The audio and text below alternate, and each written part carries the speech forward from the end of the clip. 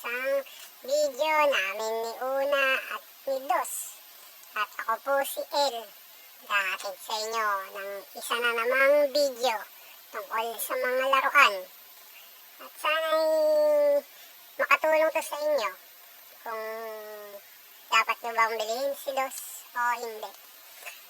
So, kung napanood nyo po yung nakaraang video o hindi pa, kung hindi pa, panoorin nyo po at i-like nyo. I-share nyo rin po para dumami ang ating mga subscriber. So, last time sa video po natin ay in-explain ko yung mga weapons ni Dos. So, may hindi po naisama doon na isa. At dito ko po isasama, ayan, ang isa pa pong gimmick kung saan yung beam rifle ay pwedeng ilagay sa puwetan ni Una sa butt flap. So, okay po kasi at least hindi natin mawawala yun kapag display na natin si Dos. Mas maganda po yun kaysa yung itatago pa natin siya pagka hindi natin siya gagamitin. So, mamaalam po muna tayo kay Una at ang kwentong ito ay tungkol kay Dos. Ang ano ko po sa video na to ay ito. Itong backpack niya. Kasi ako'y medyo matagal lang mabuo. Pero at least buo na siya ngayon. So, titignan ba natin kung makakadagdag ba ng pogi points kay Dos itong backpack niya na astig sa kulay na black, blue, at red. So, di na po natin papatagalin. Explain ko na po kung ano yung meron tong backpack na to.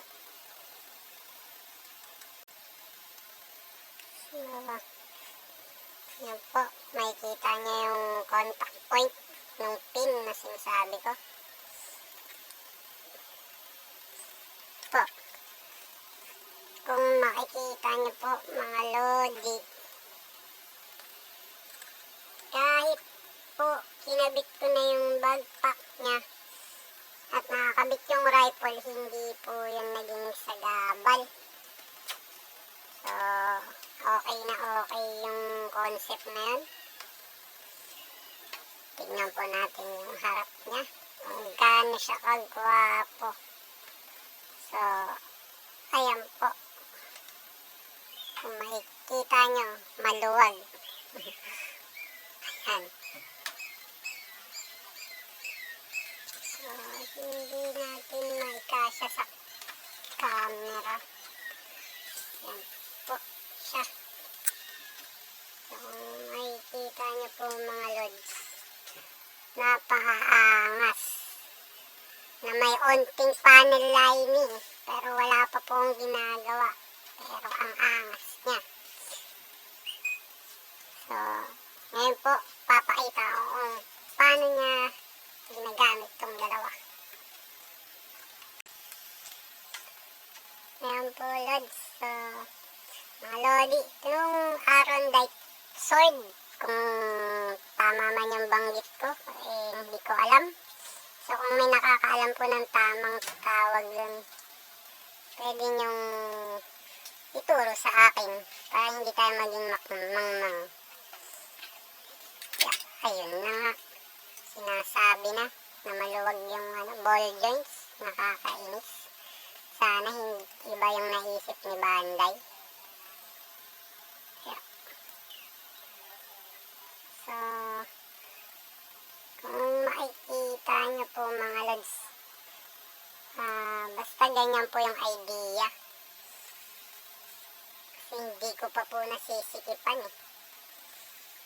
Kaya ang luwag-luwag. Pero napakaganda pa rin po kung makikita nyo.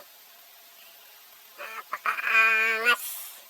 Sobrang angas. So, kaya po to nagagalaw kasi pag kukunin po niya to, pumupunta pa harap. Pink. Ayan. Pag nakapaganyan na po, mga lods, sa kanya aabutin ng braso niya dito. So, dahil hindi po mahigpitan yung mga joints, hindi ko na po gagawin. So, dahil mahirap. Pero susubukan kong mag-capture ng picture nun. Tapos, alisin ko muna itong si beam rifle. At papakita ko po kung paano naman gamitin si long range rifle niya. So, para po kay long range rifle, kung tama po yung pagkakaalam ko, papasok po dito sa kanyang tagiliran. Taas ka muna ng kamay. Taas ka muna ng kamay. Taas, taas, taas. Alisin muna natin itong shield, mga lodi. At medyo nahihirapan tayo.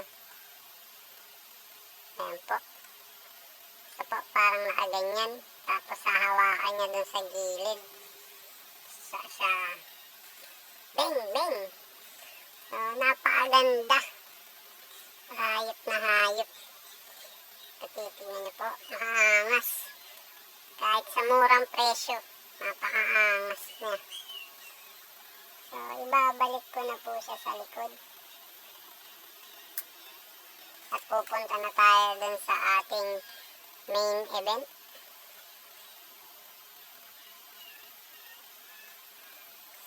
Para po sa main event, natutukoy ko.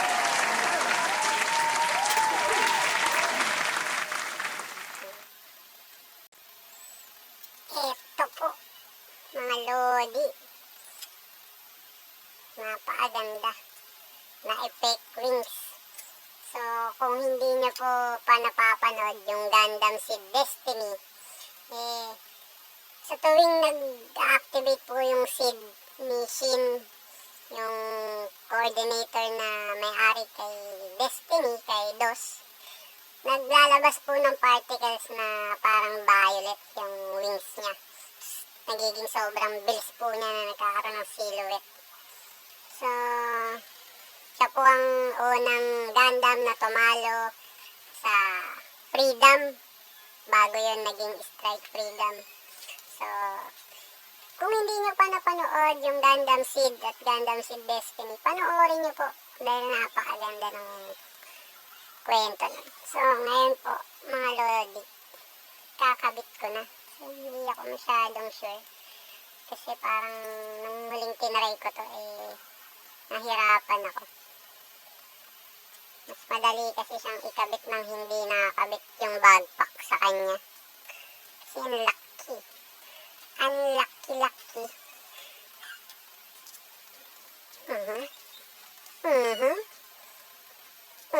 Yun. Tayo nagtagumpay sa ating objective. Ayun na nga ba? Pumalpak ang objectives.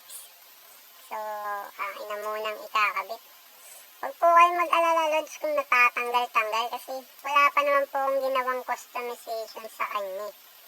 Bali, kung kayo po ay may Gunpla, may mga parts po talaga na pagkakaabalahan natin. Yung tayo mismo yung maghihigpit dahil kailangan higpitan. O kung gusto nyong medyo gumanda, lalagyan natin ng customization, pipinturahan, ganun, gaya po ng ginagawa ko ngayon kay Una. Dahil po, gusto kong maging maganda si Una. Abangan nyo po yung mga susunod na video ni Una. Dahil hindi pa po siya tapos, hindi gaya ni Dos. Baka isang video na lang po after nito, yung final verdict ko po. Kung kamusta ang aking experience sa kanya. Kung marerecommend ko po ba siya sa inyo. So, abangan nyo yun. Panoorin nyo po. Tapos subscribe sa mga hindi subscriber. Huwag naman po kayong puro view lang. Like din, tapos subscribe. Kasi kailangan ko po talaga yung subscriber. O, diba? Demanding na ako. Konting video pa lang. So, ayan po, kapag nakakabit yung effect wing.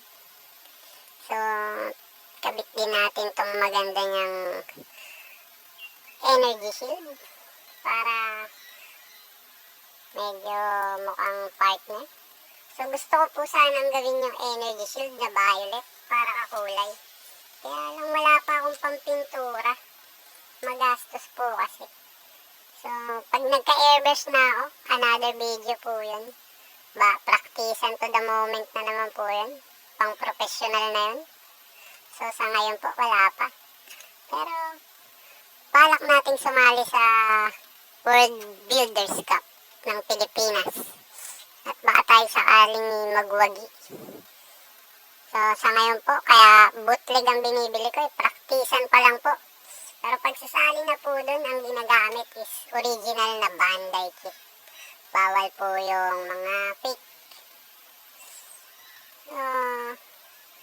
Kaya ayoko nang pong pag-practicean yung napakamamahal na kit ng Bandai. Tapos, papangit lang. Matapos kung gumastos, yari po tayo. So, ayan na po yung review ko sa backpack at saka sa effect wing. So, sana po ay nag-enjoy kayo. Tapos panoorin nyo po yung next video mga lodi. Kung saan bibigyan na natin ng hatol si Dos. Kung siya ba ay thumbs up or okay lang or down. So, maraming salamat mga lodi. So, sa description po ay lalagay ko yung FB page ko. Nandun po yung mas mga picture niya. Kung saan pagka wala akong ginagawa ay nagpo-post ako. Pag sa video po kasi mahirap. Minsan inaabot po ako ng 10 minutes. Isang post lang para mapicturan.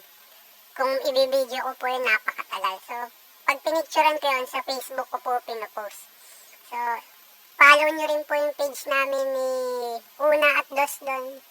God bless po. Maraming salamat. Hanggang sa susunod, mga lodi. Ito po si El. Nagsasabi ng good night.